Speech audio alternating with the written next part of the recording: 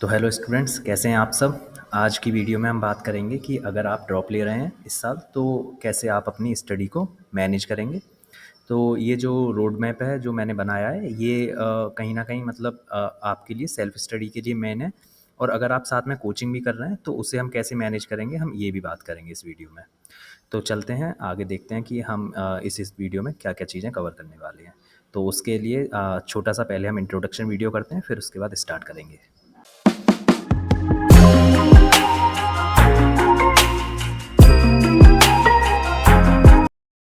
तो स्टूडेंट्स देखिए, सबसे पहली चीज़ जो आपको ड्रॉप ईयर में मेंटेन करनी चाहिए, और इस चीज़ को ना, ये माइंडसेट और एनवायरनमेंट जो चीज़ है ये बहुत सारे स्टूडेंट मिस कर देते हैं। शुरुआत में वो सोचते हैं कि माइंडसेट क्या है, एनवायरनमेंट क्या है। लेकिन ये जो छोटी छोटी चीज़ें हैं ये आपकी जेई प्रिपरेशन में बहुत हेल्पफुल होती हैं।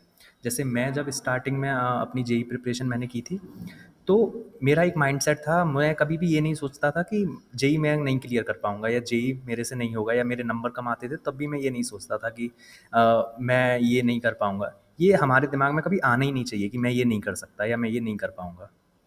हमें हमेशा अपने गोल को ऐसे देखना चाहिए कि हाँ, मैंने अचीव कर लिया है। अपने माइंड में हमेशा यही रखो कि हाँ, मैं इसे अचीव कर सकता हूँ और मैं इसे अचीव करके दिखाऊँगा। तो सबसे पहली चीज़ कि सेल्फ डाउट को अपने को क्लियर रखें, कभी भी सेल्फ डाउट ना करें। Second and most important cheese is कि ये जो सोशल मीडिया, आज के समय में जो सोशल मीडिया चल गई है, उसकी वजह से बहुत सारे स्टूडेंट्स अपना टाइम वेस्ट कर देते हैं सोशल मीडिया पे। तो आप इस ईयर के लिए, 1 ईयर के लिए, बस मैं 1 ईयर के लिए आपसे प्रॉमिस माँग रहा हूँ कि इस ईयर के लिए आप अपने जितना भी इंस्टा चलाते हो या फेसबुक चलाते हो, उन सबको 1 ईयर के लिए डीएक्टिवेट कर दो। साथ में अगर आप यूट्यूब पर भी अगर कुछ एंटरटेनमेंट वीडियोज़ देख रहे हो या वो सब चीज़ें देख रहे हो, तो वो भी बंद कर दो। उसके लिए क्या करो, यूट्यूब पर एक पासवर्ड लगाओ, या फिर कुछ ऐसी पासवर्ड्स लगाओ जिसकी वजह से अगर उसे खोलने में थोड़ा टाइम मिले, जिसकी वजह से आपको टाइम मिलेगा तो आप उसे दोबारा खोलने से पहले सोचोगे कि हाँ, मुझे ये खोलना चाहिए कि नहीं खोलना चाहिए। And the third thing is strong belief. तो बिलीव रखो, ये मैं आपको बता ही रहा हूँ कि अगर आप बिलीव नहीं रखोगे कि मैं नहीं कर पाऊँगा, अगर आप हमेशा यही सोचोगे कि ये मेरे से होगा भी कि नहीं होगा, तो नहीं होगा। लेकिन अगर आपके माइंड में ये है कि मैं ये कर लूँगा और मैं करके दिखाऊँगा, तो ये 110% होके रहेगा। And the fourth thing is कि नेगेटिविटी, अगर आपके आसपास कुछ ऐसे ऐसे लोग हैं या आपके कुछ दोस्त ऐसे हैं जो आपसे नेगेटिव बातें करते हैं, आपको बोलते हैं कि आपका जेई नहीं निकल पाएगा, या आपके कुछ नेगेटिव बंदे हैं जो आसपास हैं, तो उन्हें इस 1 ईयर के लिए नेगलेक्ट करो और केवल पॉजिटिव बंदों के साथ रहो, क्योंकि पॉजिटिविटी भी बहुत ज़रूरी है। और दूसरी चीज़, एनवायरनमेंट के लिए आप ऐसा भी कर सकते हो, जहाँ आपकी टेबल स्टडी है वहाँ पे आप कुछ ऐसा आईआईटी का फ़ोटो लगा लो, या फिर फ्यूचर आईआईटीएन करके कुछ ऐसा, मतलब एक ऐसी लाइन लिखो या ऐसी कुछ चीज़ें लिखो जो आपको हमेशा मोटिवेटेड रखें, डिसिप्लिन रखें, और ये आपको कंसिस्टेंसी में भी मदद करेगा। And the next thing is कि अच्छे लोगों के साथ रहो। तो अब हम मूव करते हैं अपने नेक्स्ट पॉइंट पर, कि realise and fix your mistakes. तो अगर आप अपनी मिस्टेक्स को नहीं जानेंगे कि हाँ, मैंने कहाँ मिस्टेक्स की हैं और मैं उन्हें कैसे राइट वे में अच्छा कर सकता हूँ या उन्हें सुधार सकता हूँ, तब तक आप मतलब अपनी जो मंजिल है, मतलब जेई की जो प्रिपरेशन है, उससे थोड़ा सा दूर ही हैं। क्योंकि जो मैंने देखा है कि कॉमन मिस्टेक्स जो स्टूडेंट्स करते हैं अपनी प्रिपरेशन के टाइम पर, वो ये कॉमन 6 मिस्टेक्स हैं जो मैंने यहाँ पर लिख रखी हैं। तो पहली मिस्टेक जो स्टूडेंट्स करते हैं वो है कि मॉक टेस्ट को वो टाइमली रेगुलर इंटरवल्स पे नहीं देते हैं। जैसे आज उन्होंने मॉक टेस्ट दिया, उसके बाद वो पूरे 2 हफ्ते निकाल देंगे या पूरा महीना भर निकाल देंगे मॉक टेस्ट देने के लिए, और मॉक टेस्ट नहीं देंगे। तो मॉक टेस्ट को एक इंटरवल पे दीजिए। अब इंटरवल आप डिफाइन करो, या तो आपको अगर ज़्यादा प्रैक्टिस करनी है तो 3 दिन के बाद एक मॉक टेस्ट दो, या फिर अगर थोड़ा कम प्रैक्टिस करनी है तो हफ्ते भर में एक मॉक टेस्ट दे सकते हो।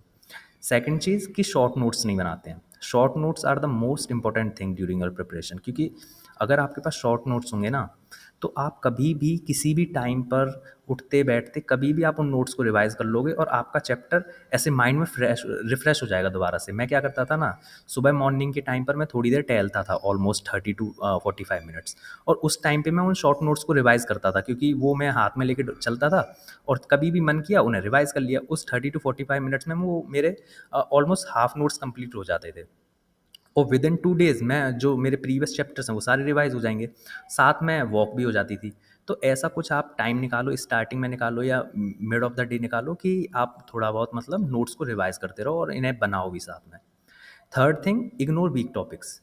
अगर आप मतलब अपने स्ट्रॉन्ग टॉपिक्स पर ही पूरा फोकस बनाए हुए हैं, अभी भी केवल उन्हीं टॉपिक्स को बार-बार रिवाइज़ करते रहते हैं जो आपके स्ट्रॉन्ग टॉपिक्स हैं, तो अब से उन टॉपिक्स को टाइम ज़्यादा दो जो आपके वीक टॉपिक्स हैं और स्ट्रॉन्ग टॉपिक्स पे थोड़ा कम टाइम देना स्टार्ट करो, क्योंकि अब वो स्ट्रॉन्ग टॉपिक्स तो आपको आपने 2 साल पढ़े ही हैं। वीक टॉपिक्स पे अब आपको फोकस करना होगा, क्योंकि वही हैं जो जिसकी वजह से आपके मार्क्स नहीं आ रहे हैं एग्ज़ाम्स में। And the fourth thing is lack of time table. अगर मैं क्या करता था ना, देखो मैं भी बताता हूँ आपको अपना टाइम टेबल कि मैं क्या करता था कि जब सोने जाता था उससे पहले अपने अगले दिन का टाइम टेबल बना के रखता था। Time table in the sense, ऐसा नहीं कि पूरा एक पेज का नोट्स बना के रख रहा हूँ। Time table in the sense 4 to 5 lines में अपना पूरा लिखता था कि मैं अगले दिन क्या क्या चैप्टर्स को रिवाइज करूँगा, क्या क्या चीज़ें करूँगा, क्या मॉक टेस्ट दूंगा कि नहीं दूंगा, और दूंगा तो कितने बजे से कितने बजे तक दूंगा। तो ये सारी चीज़ें आप एक दिन पहले रात को सोते वक्त लिख लो, या फिर दिन की स्टार्टिंग करो उस टाइम पे ही लिख लो। तो वो क्या होता है ना, आपका जब दिन पूरा का पूरा शेड्यूल्ड रहता है तो आप चीज़ों को अच्छे से कर पाते हो। और अगर आपका दिन शेड्यूल्ड नहीं है तो क्या होगा ना कि आपको अब बीच में 1 घंटा एक्स्ट्रा मिल गया, क्योंकि आपने शेड्यूल नहीं रखा रहा था टाइम टेबल, तो आप उस 1 घंटे में क्या करोगे कि यूट्यूब पर चले जाओगे या इंस्टा खोल के बैठ जाओगे, और फिर आपका जो बाकी टाइम है, आगे जो आने वाला टाइम है, वो भी वेस्ट हो जाएगा। इस तरीके से हम पूरा का पूरा दिन वेस्ट कर देते हैं। तो ये चीज़ आपको फोकस रखनी है कि टाइम टेबल ज़रूर बनाना है, और लंबा टाइम टेबल नहीं, केवल एक दिन का टाइम टेबल बनाना है। No proper breaks. तो अगर आप ब्रेक्स नहीं ले रहे हो, लाइक अगर आप 2 to 3 आवर्स की स्टडी करते हो, लगातार कर रहे हो, फिर उसके बाद ब्रेक नहीं ले रहे हो, थोड़ी देर बैठने के बाद मतलब फिर से 2 से 3 घंटे फिर से स्टडी करना स्टार्ट कर दिए, तो क्या होगा ना, 1 से 2 हफ्ते तो ये कर लोगे आप मोटिवेशन के साथ, लेकिन डिसिप्लिन नहीं है तो उसकी वजह से क्या होगा कि आपको एक टाइम के बाद बर्नआउट फील होगा, और आप क्या करोगे कि अब मेरे पे स्टडी नहीं हो रही है, और फिर आप कुछ ना कुछ ऐसा करोगे, 2 से 3 दिन आपके ऐसे ही वेस्ट हो जाएंगे। उससे अच्छा है कि आप 2 आवर्स की अगर स्टडी करते हो तो उसके बाद एक 15 मिनट्स का ब्रेक लो, या फिर 1 आवर की स्टडी के बाद 15 मिनट्स का ब्रेक लो। इससे क्या होगा कि आपको बर्नआउट फील नहीं होगा, साथ में एक प्रॉपर स्टडी आप फॉलो कर पाओगे कि अच्छा चलो, ये 45 मिनट्स में ये मैथ्स के ये चैप्टर्स रिवाइज कर लेता हूँ, 15 मिनट्स का ब्रेक हुआ, फिर उसके बाद फिजिक्स के ये चैप्टर्स रिवाइज कर लेता हूँ। तो इस तरीके से आपका शेड्यूल रहेगा time. And the next last point is कि सोर्सेज के बीच में इधर से उधर भागना, कि आज चलो फिजिक्स वाला पे वहाँ पे ये चैप्टर पढ़ लेता हूँ, कभी वहाँ जाके इस चैप्टर को सर से समझ नहीं आ रहा तो दूसरे सर पे चला जाता हूँ। तो अगर आप ऐसे भागते रहोगे रिसोर्सेज के बीच में कि कभी यहाँ कभी वहाँ, तो ना तो आपको चीज़ें समझ में आएंगी और आपका टाइम भी वेस्ट होगा। तो इस चीज़ को एक सर से पढ़ो या एक रिसोर्सेज फॉलो करो, और उसको जब तक कंप्लीट ना कर लो तब तक दूसरे रिसोर्सेज पे मत जाओ।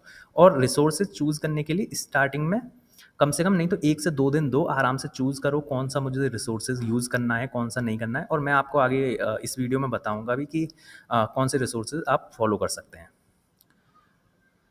हमारा नेक्स्ट पॉइंट है कि अपने सिलेबस को हम किस तरीके से अप्रोच करें, क्योंकि अब आपके पास केवल 6 to 7 मंथ्स बचे हुए हैं, क्योंकि उसके बाद फिर मेंस का एग्ज़ाम आ जाएगा, तो उस टाइम पे तो आप रिवीजन ही कर पाओगे और रिवीजन के साथ टेस्ट दे पाओगे। तो कोर्सेज़ को हम अपने जो सिलेबस है उसे कैसे अप्रोच करें राइट वे में 6 to 7 मंथ्स में।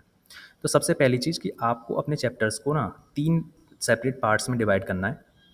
सबसे पहले वो चैप्टर्स आएंगे जो आपके इजी चैप्टर्स हैं और जिस पे आपकी पकड़ जो है वो बहुत स्ट्रांग है, मतलब अब आपको उस चैप्टर से कोई क्वेश्चन दे दिया जाए तो आप बना ही लेते हैं।